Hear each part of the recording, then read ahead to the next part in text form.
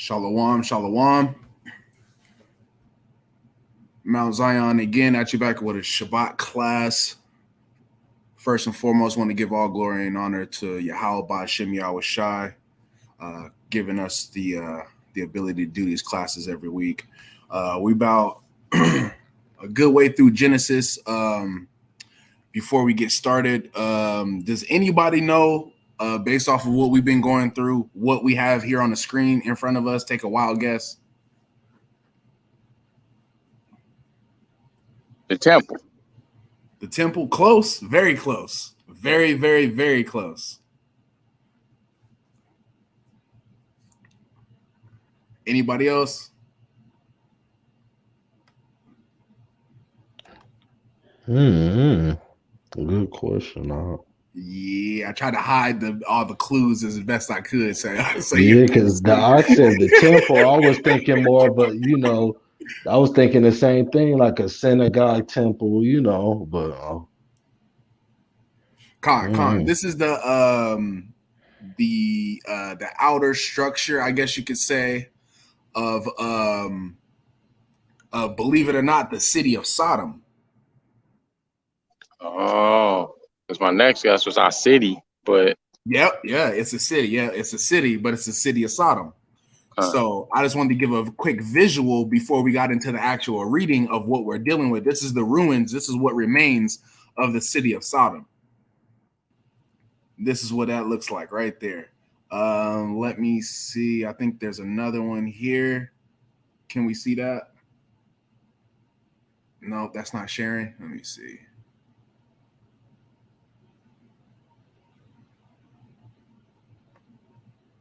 Okay, let me see.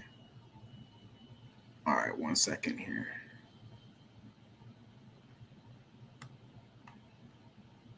I want to show you another one. It's another part of what's left standing of the city.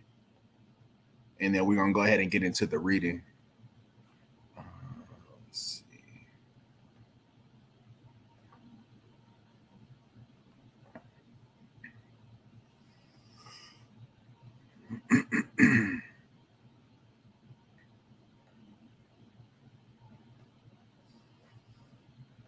Is that it? I think that's it.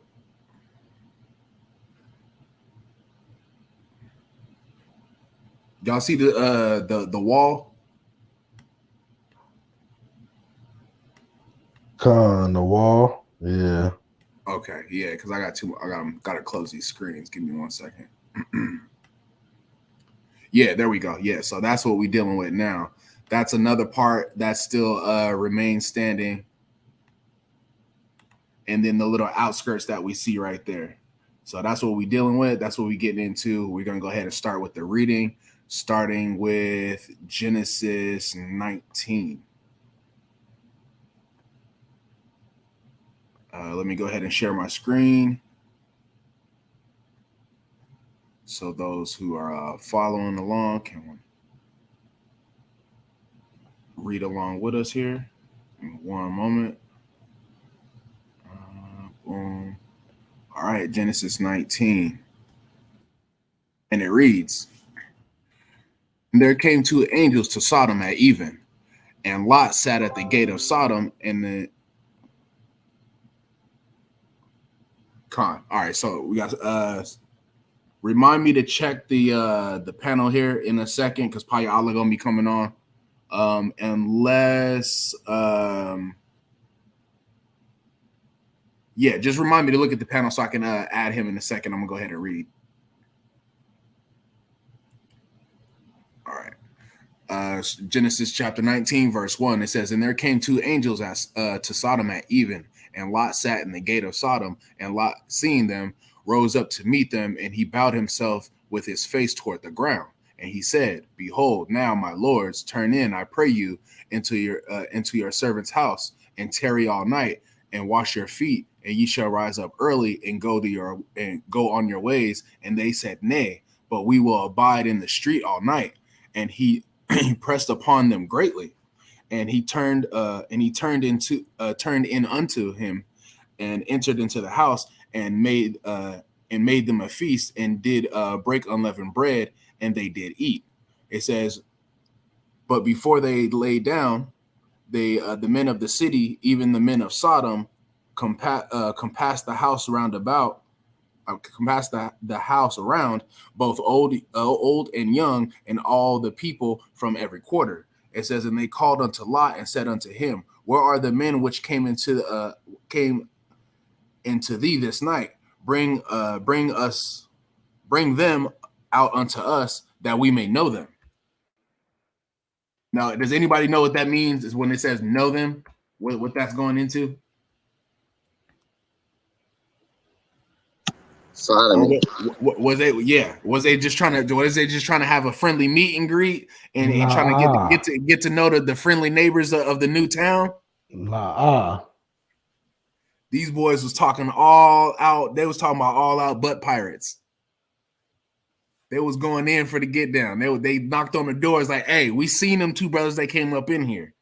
Now this is why when you get charged, even to this day, you can go into court and depending on the severity of the crime, you can get charged with sodomy. That's where this comes from.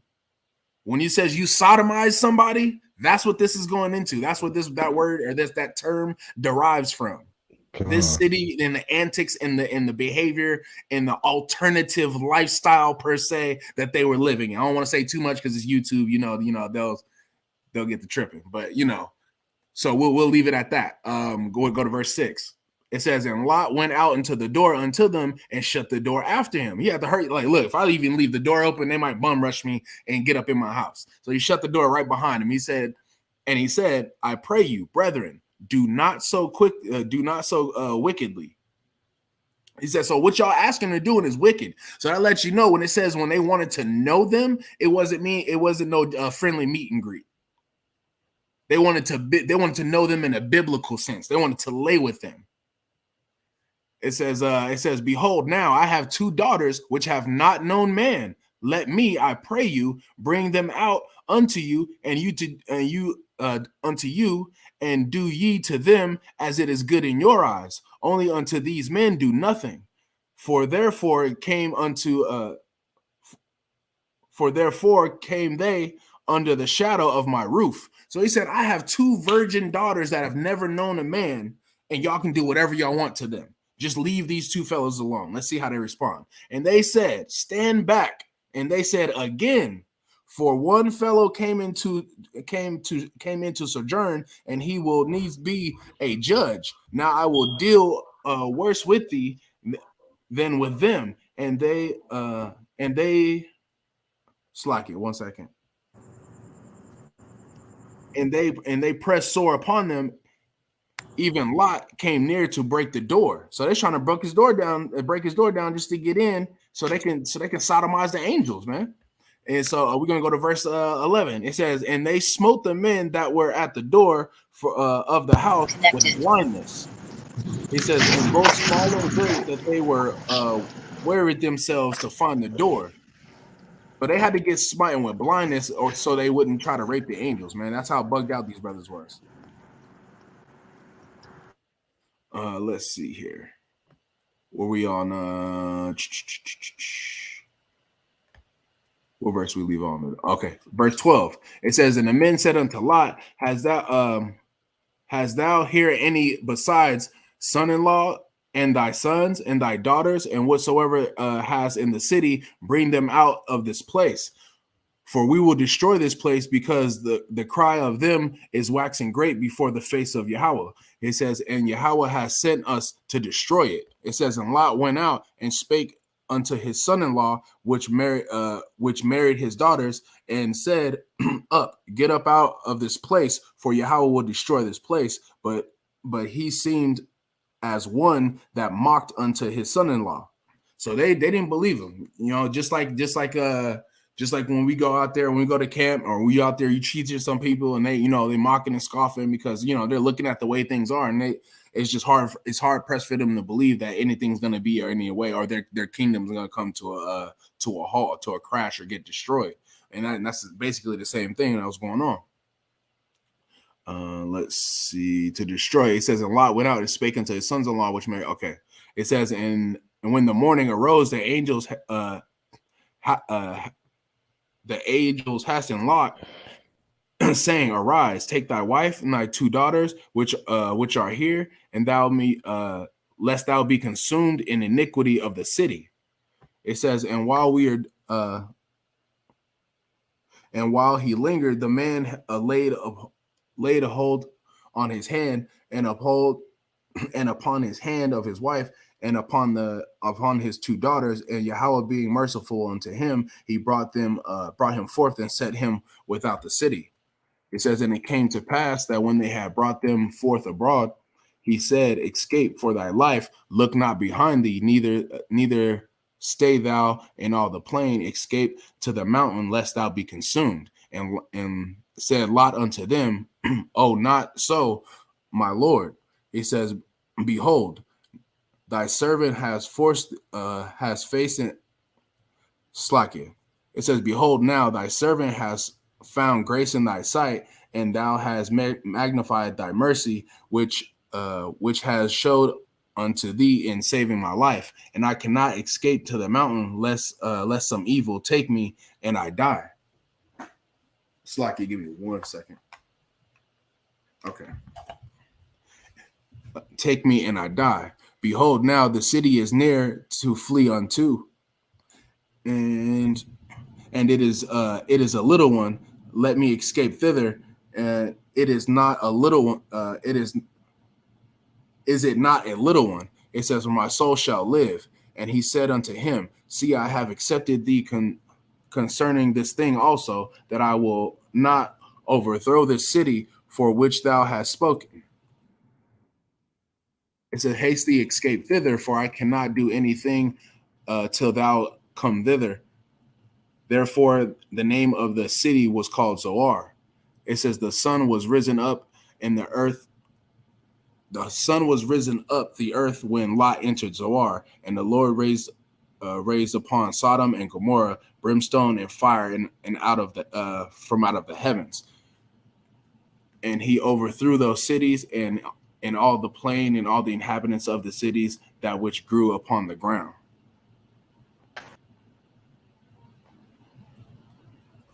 Slakia, 1 second. Okay. Upon the ground. Where did we leave off at? Okay, verse 25. Verse 26. But his wife looked back from behind him, and she became a pillar of salt. And Abraham got early in the morning. Abraham got up early in the morning to the place where he stood before the Lord, and he looked toward Sodom and Gomorrah and toward all the land of the plain, and beheld, and lo, the smoke of the country went up in the smoke of the furnace. And it came to pass, when God destroyed the city of the plain, that God remembered Abraham and sent Lot out in the midst of the overthrow, when he overthrew the cities of which Lot dwelt. Give me just a second so I can share this.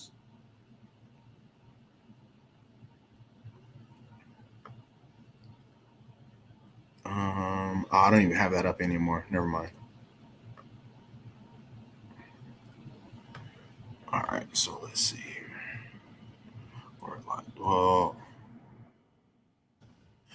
Verse 30 here. It says, "And Lot went up out of Zoar and dwelt in the mountains, and his two daughters with him, for he feared to dwell in Zoar, and he dwelt in a cave, and his two daughters. And the firstborn said unto the younger, Our father is old, and there is not a man in the earth to come unto us after the manner of all the earth."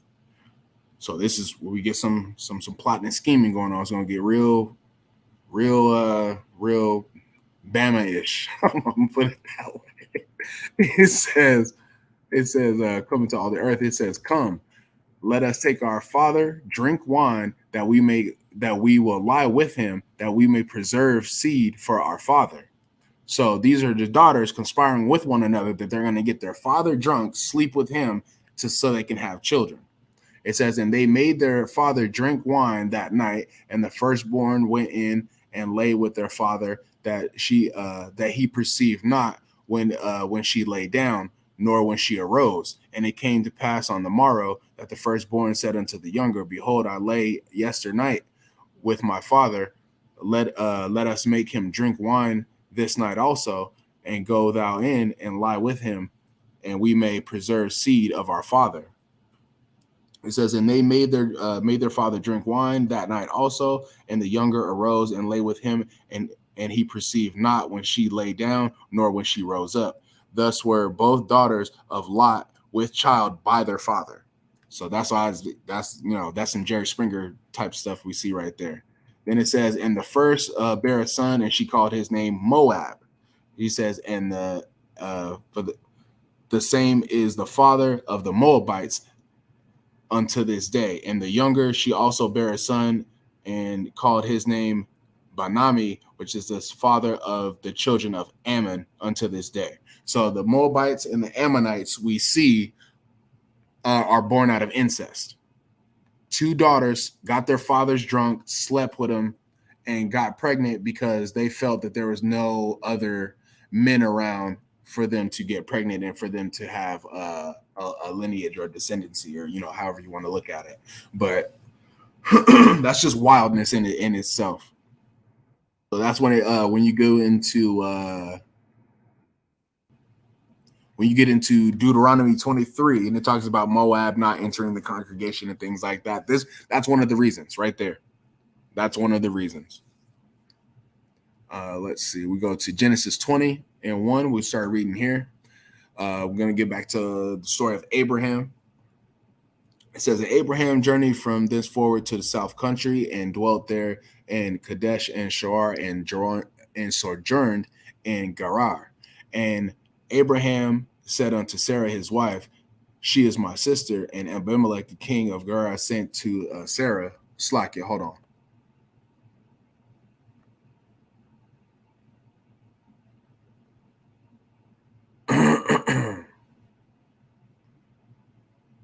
Okay. All right, we good.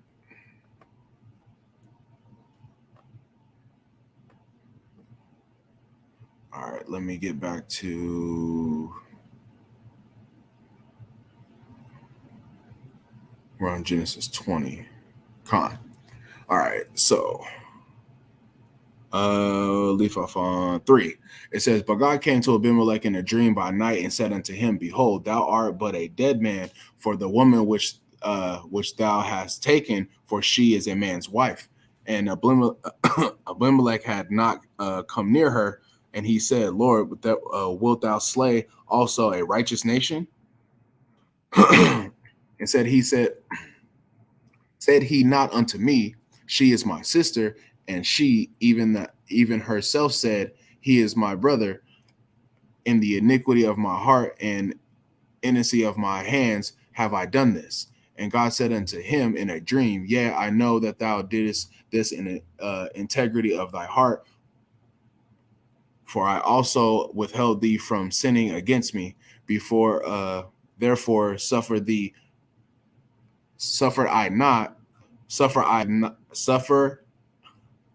not to touch her. It says, now therefore restore the man's wife, for he is a prophet, and he shall pray for thee, and I shall live, and thou shalt live. And if thou restore her not, know that thou shalt surely die, thou and all that are thine.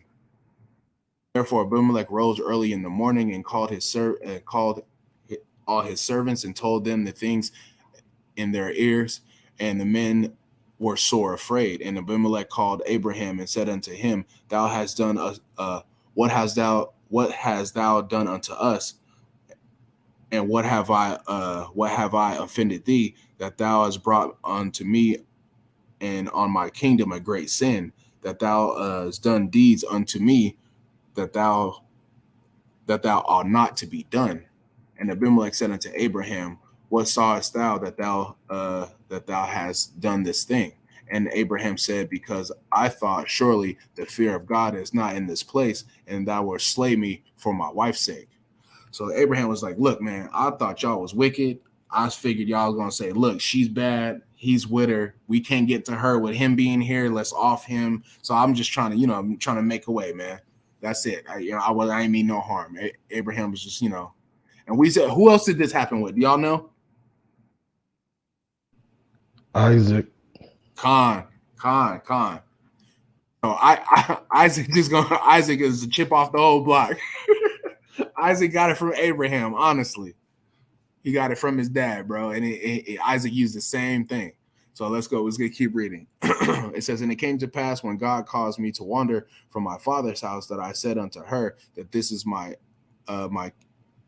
kindness which thou shalt show unto me at a very place whither thou shalt come. Say of me, he is my brother. And Abimelech took sheep and oxen and manservants and woman servants and gave them unto Abraham and restored him Sarah his wife. And Abimelech said, behold, my land is before thee. Dwell where it is pleasant, where it pleaseth thee. It says, and unto Sarah he said, behold, I will giveth thy brother thy 1,000 pieces of silver. Behold, he is to thee a covering of thy eyes unto all that are with thee, and with all other. Thus was reproved. So Abraham prayed unto God, and God healed Abimelech and his wife and his maid servants and they bare children. For the Lord has fast closed up the wombs of the house of Abimelech because Sarah, Abraham's wife. Let's see. So that's how he was going to get rid of them. You see how he closed the wombs up? Yep. Can't have no more kids. You can't have no more descendants. And that and that goes back to Salakia. That goes back to why Lot's daughters were in the predicament they were into, or why they had that mindset. Because they were like, dang, if our dad don't have no children, we stuck out here in the mountains. You see what I'm saying? Our family line is gonna get cut off. We're not gonna have any more, you know what I mean? There's gonna be no more of us. We're just gonna die here in the mountains. That's gonna be it. So let's get our dad drunk. Let's have kids. That way he'll have kids, and then they can go off and then we'll keep it going that way.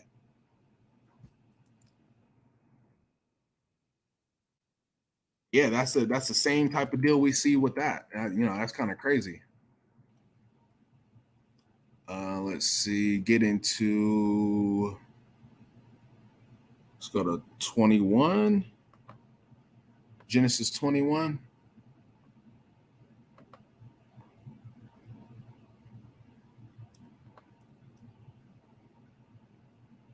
Come on, Genesis 21. Isaac's on the scene. All right. Genesis 20, chapter 21, verse 1 reads, and the Lord visited Sarah, and she as he had said, and the Lord did unto Sarah as he had spoken. For Sarah conceived and bare Abraham a son in his old age, at the set time of which God had spoken it to him. And Abraham called it the name of his son, that was born unto him, whom Sarah bare unto him, Isaac. And Abraham circumcised his son Isaac, being 8 days old, as God commanded him. And Abraham was 100 years old when his son Isaac was born unto him. And Sarah said, God hath made me to laugh, so that all that hear will laugh with me. Shalom, King. So all that hear will laugh with me. And she said, who would have said unto Abraham that Sarah should have given children suck, for have borne him a son in his old age?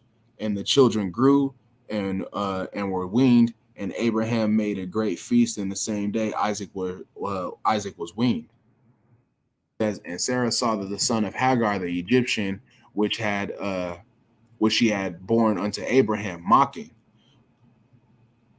Wherefore she said unto Abraham, cast out the bondwoman and her son, for the son of the bondwoman shall not be heir with my son, even with Isaac.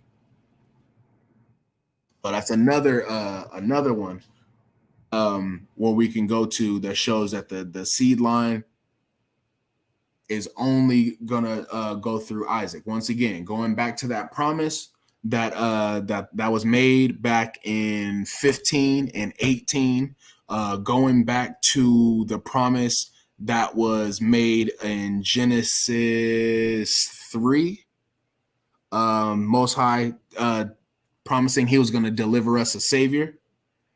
That's all coming to fruition now, because we're seeing how Isaac is going to be the heir and not Ishmael. So it's getting even more specific. So it's going from Abraham being a father of all nations, but all those nations are going to be blessed through a certain seed line. That's where we're seeing that seed line is getting narrowed down through Isaac. Let's see where we leave off. 17, maybe? No. Even with 11. It says, and the thing was very grievous in Abraham's sight because of his son. And God said unto Abraham, let it not be grievous in the sight because of the land, but because of thy bondwoman and all that Sarah has said unto thee. Hearken unto her voice, for in Isaac shall thy seed be called. So this is right here. This goes right along with that, with what I was just saying. It's in Isaac are they called, not in Ishmael, not in anybody else who doesn't come out of this specific seed line. It says, and also of the son of the bondwoman will I make a nation because he is thy seed. So Ishmael is also going to get a blessing as well, but it's not like Isaac's. It says, and Abraham arose up early in the morning and took bread and took a bottle of water and gave it unto Hagar, putting it on her shoulder and the child, and sent her away. And she departed and wandered in the wilderness of Beersheba. It says, and the water was spent in the bottle, and she cast the child under one of the shrubs.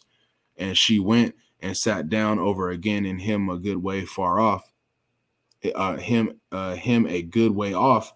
It were to a bow shot. She said, let me not see death of the child.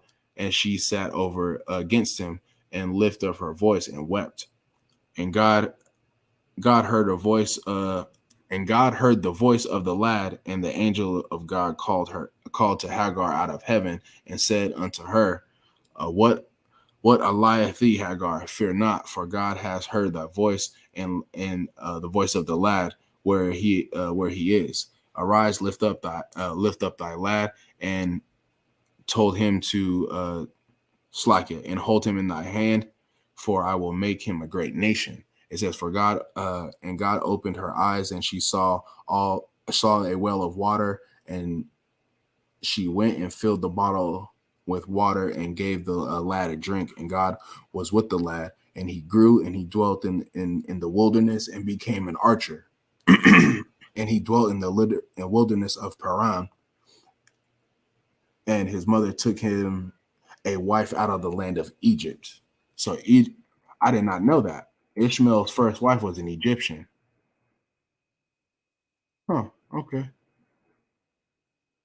All right. Keep reading verse 22. It says, and it came to pass at that time that Abimelech and Phicol, I don't know, the chief and captain of his host, spake unto Abraham, saying, God is with thee in all that thou doest. Now therefore swear unto me here by God that thou wilt not deal falsely with me, nor with my son, nor with my son's son, but according to the kindness that I have done unto thee, thou shalt do unto me, and to do with the land wherein thou hast sojourned. And Abraham said, I will swear. And Abraham reproved Abimelech because of the well of water, which Abimelech's servant had violently taken away. And Abimelech said, What not who has done this thing? Neither didst thou tell me, neither yet I heard of it. But today it said Abraham took sheep and oxen and gave it to Abimelech, and both of them made a covenant. It says that Abraham set 7 eels of lambs of flocks by themselves. And Abimelech said it to Abraham, what mean these 7 eel lambs which thou hast set by themselves? And he said, for these 7 eel lambs shall thou take my hand, and take my hand, that they may be a witness unto me, and they givest that diggest the well. Wherefore he called the place Beersheba, because they were they swear both of them. It says, thus made a covenant at Beersheba, and Abimelech rose up, and Pishgal, the chief captain of his host, and they returned into the land of the Philistines. And Abraham planted a grove in Beersheba and called there on the name of the Lord, the everlasting God. And Abraham sojourns in the Philistines' land many days. So there's another verse right there, verse 33, that you can add to the arsenal, that Abraham called on the name of Yahweh right there. That's a good one as well. And then we're going to go ahead and get to 22, because this is a story that everybody usually, a very popular story in, let's see. Just a second.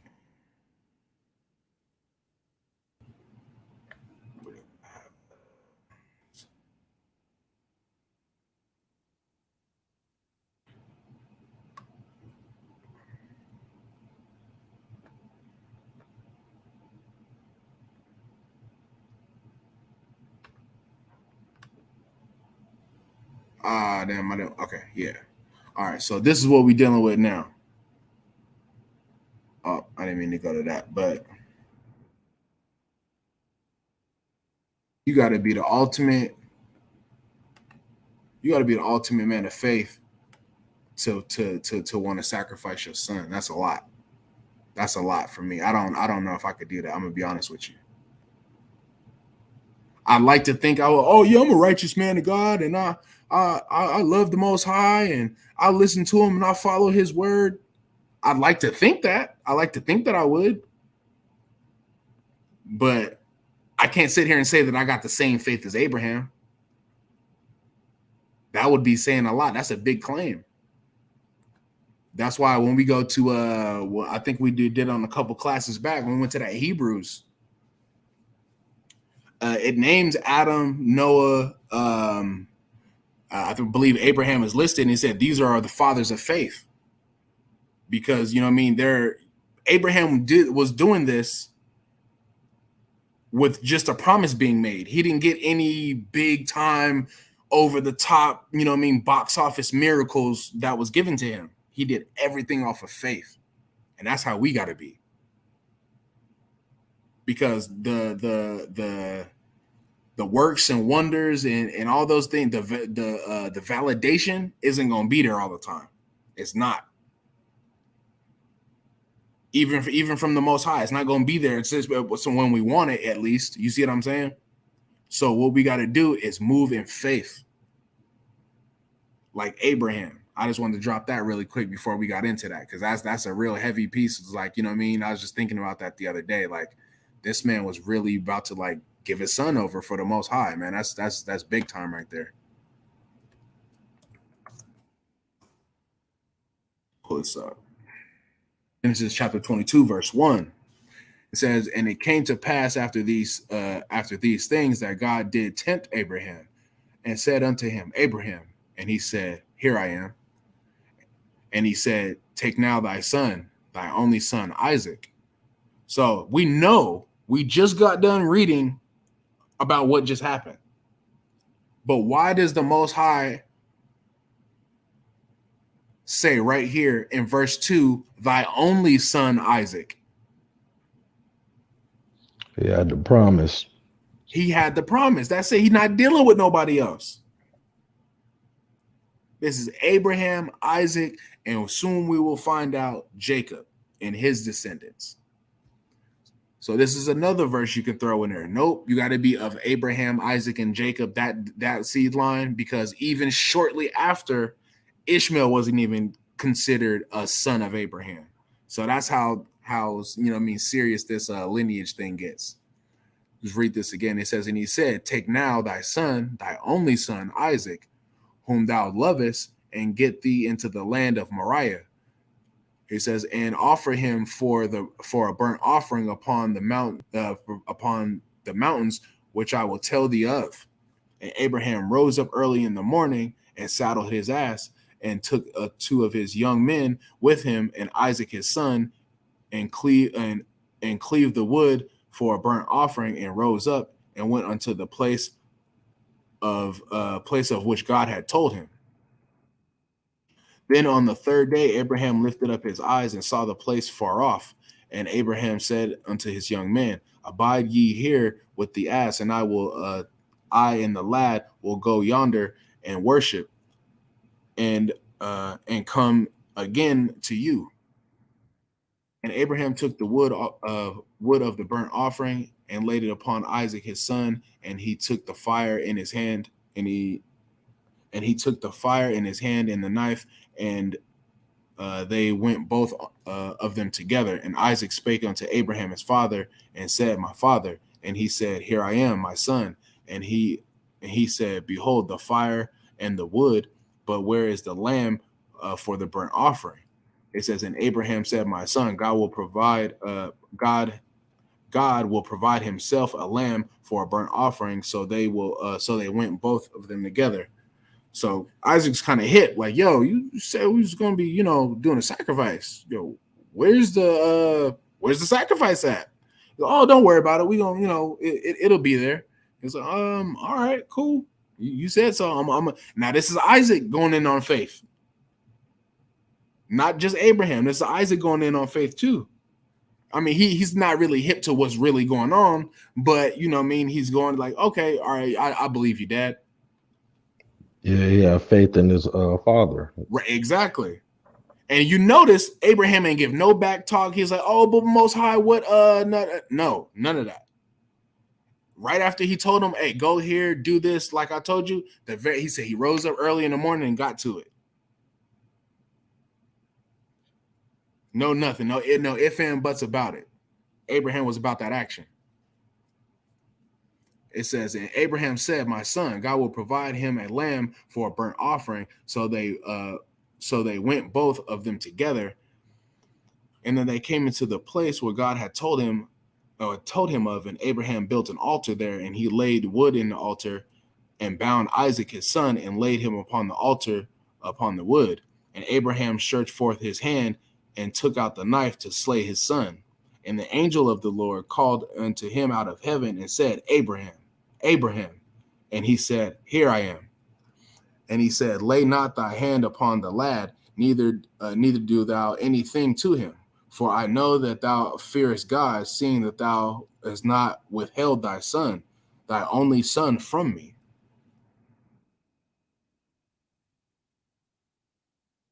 Also, I want to touch on this really quick. We're going to have to do a side class on this about hearing the voice of the Most High. We got to do a class on that.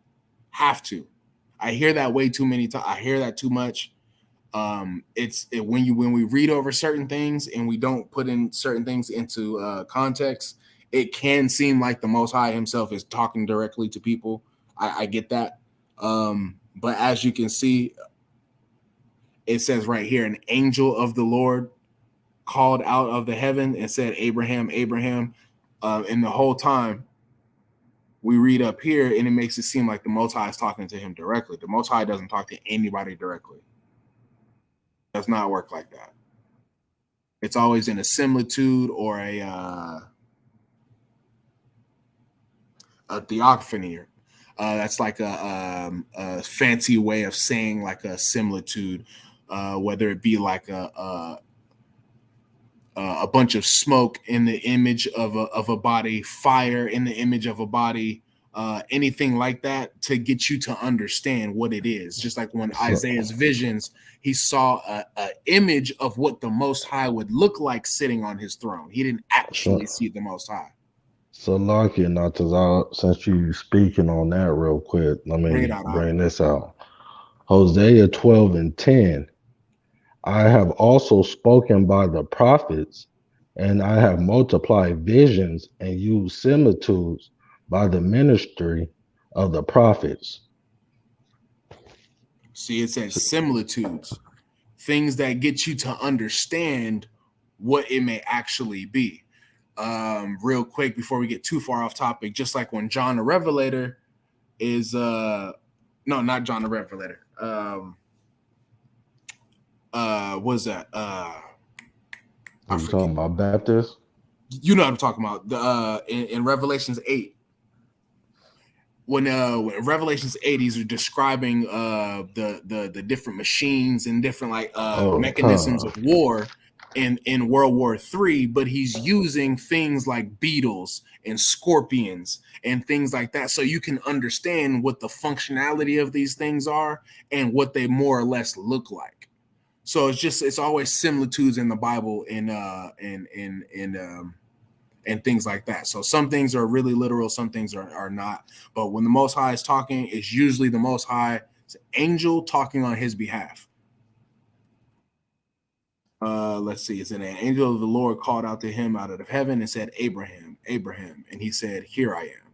And he said, lay not thy hand upon thy lad, neither do thou anything unto him, for I know that thou fearest the Lord, seeing that thou hast not withheld thy son, thy only son, from me. And Abraham lifted up his eyes and looked, and beheld behind him a ram caught in a thicket by his horns. And Abraham took the ram and offered him out the burnt offering instead of his son. I was thinking about something when I was reading this. I don't know the answer. I've heard people's speculations of what they think the answer is, but does anyone know why the offering went from a lamb into a ram?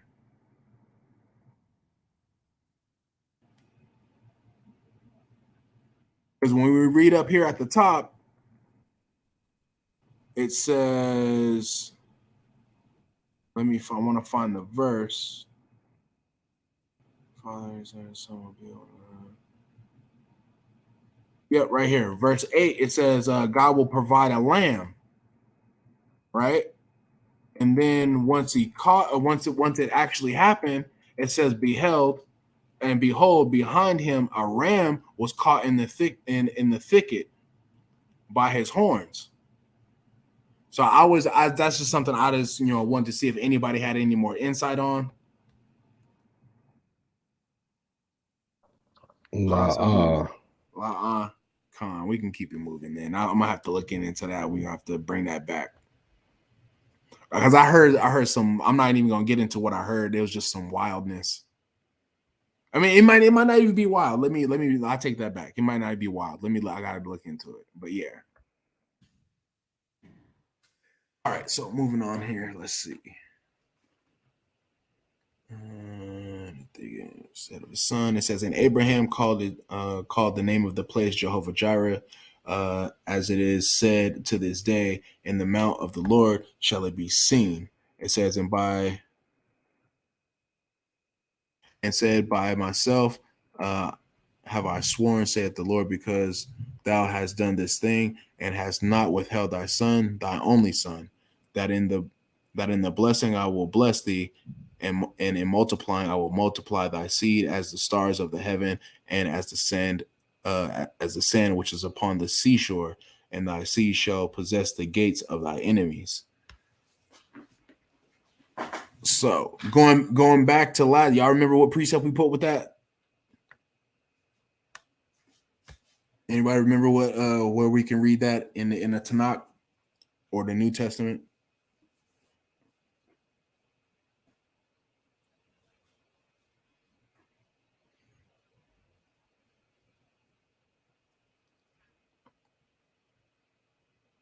What is that?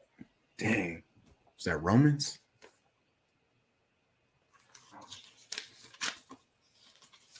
Let's see real quick.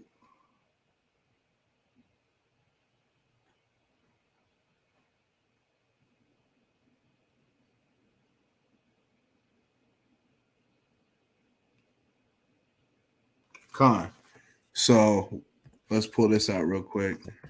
What you going to, Romans 9 or something? Pull up Isaiah real quick.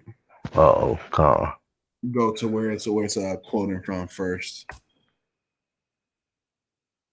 It says, this is book of Isaiah, chapter 10, verse 22. It says, for though my people Israel be as the sand of the sea, just like we read in Genesis, the promise that was made to Abraham, So it lets you know that Abraham, that promise does eventually trickle down to the children of Israel. It says, "For though thy people Israel be as the sand of the sea, yet the remnant of them shall return, and shall be in the consumption decree shall overflow for the width of righteousness." But yeah, that lets you know that the children of the Israel shall be referred to as the sand of the sea. We also can find this in, let's see. So, what's it say? Isaiah also crieth concerning Israel, though the number of the children of Israel be as the sand of the sea, a remnant shall be saved. So we can see this constantly, the same thing being kept all throughout the Bible. We see it in Genesis, Isaiah, and in Romans. Boom, boom, boom. All right, so we're going to get back to Genesis real quick.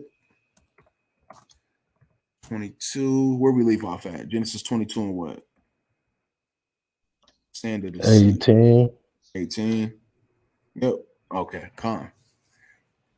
So this is lingering talk from Genesis 15 and 18 when the promises were initially made to Abraham. So this is the same kind of lingo continuing itself, as you can see, and it follows itself into Isaiah and all the way into Romans. Verse 19, it says, "So Abraham returned unto his young men, and those rose up and went out together to Beersheba, and Abraham dwelt at Beersheba." It says, "And it came to pass after these things that it was told to Abraham, saying, Behold, Milcah, she has also borne children unto thy brother Nohar." It says, "Whose firstborn, and Booz his brother, and Camel, the father of Aram." It says, "And Shesed, and Hazal, and Pildash, and Jalaph, and Bethuel. And Bethuel begot Rebekah. These 8 Milcah did bear Nachor, Abraham's brother, and his concubine, whose name was Ramah. She bare also Tebah, and Gaham, and Tahash, and Macher." So we'll close it out on that. That's what, the 19, 20, 21, and 22. Come on. So that's pretty much it. We got Isaac on the scene. We have the offering of Isaac. Going back, we had the destruction of Sodom and Gomorrah. We had Lot's wife turned into a pillar of salt. We got major faith shown by Abraham and Isaac on a lesser level. Like Isaac could have just, bonked out and was like, "I'm going back on my mom." He tripping, you know what I mean? He hung in there. He trusted his dad, did the same thing, and as did Abraham with the Most High. So that was cool. Other than that, anybody got anything they wanted to bring out, anything they wanted to go into before we wrap it up here?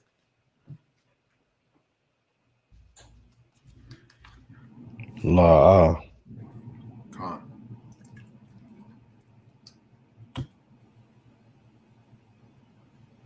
All right, Con. So pretty short class. We ain't gonna get into too much more. Outside of that, what if everybody getting on? Anybody got any questions? Hit the number at the bottom of the screen. Put something in the comments or in the messages. Other than that, Yahweh Shem Yahweh Shai Baraka Thumb. All praise and glory and honor to Yahweh Shem Yahweh Shai. Mount Zion 144K signing off. Shabbat Shalom. Shabbat Shalom. Shabbat Shalom.